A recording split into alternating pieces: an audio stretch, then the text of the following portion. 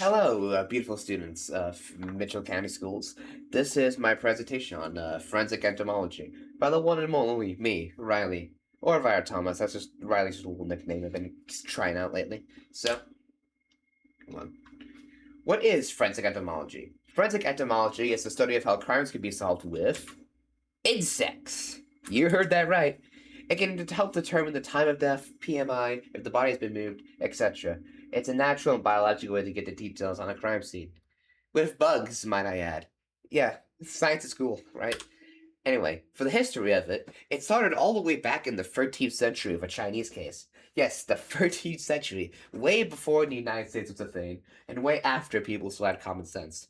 But it was later systemized in the late 19th century in France and Germany, and later became even more widespread as people started to figure out more about, learn more about the ecology and the life cycle and all that jazz of insects. Also, meet my buddy Grug and his pet bug Willie over here.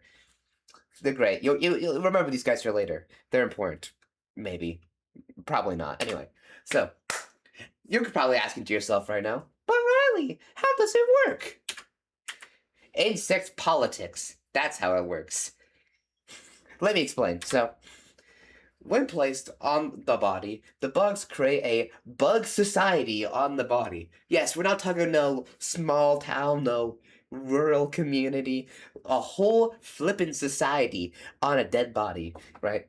They colonize and decompose the corpse, and how far they get in doing such can be used to estimate what the day of death is. This process involves collecting insect evidence at the scene, identifying species present, and analyzing their developmental state. And so, here's a little chart that I made, or not I made, but a little chart from the internet. I have it in my sources.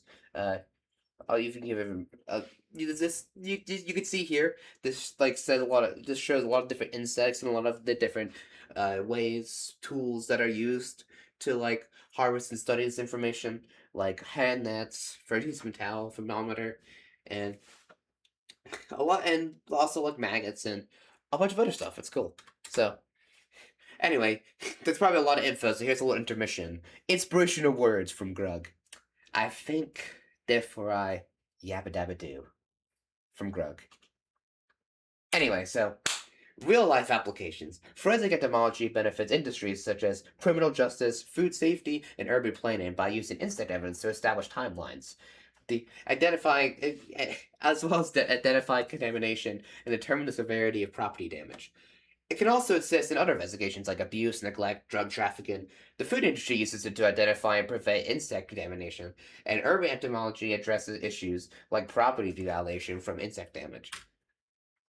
Now, the benefits of this technology, well, I mean, kind of went over them earlier, but unlike some other methods, it's not reliant on the quality of the decomposing tissue, as insect colonization is predictable and widespread, and it can reveal details like the use of drugs and the site of imagery through insect analysis and entomology. That's cool and all, but see, here's the thing. Anyway, so ethical concerns and risks. Concerns in forensic entomology include the impact of environmental variables on insect development, difficulties in accurately identifying insect species, issues in collecting and preserving evidence, and the influence of drugs or poison on insect growth. Additionally, complexities arise from factors like the body convenience, unpredictable insect behavior, and the possibility of artifacts from the insect activity being confused with postmodern injuries. Postmodern is a different word than postmodern, by the way. Very similar words. Uh, got confused in my head when I was first writing this. Anyway, the presence of poisons or drugs in the disease can alter the normal growth and development of insects, leading to inaccurate estimations of the postmodern interval, aka PMI. He is here.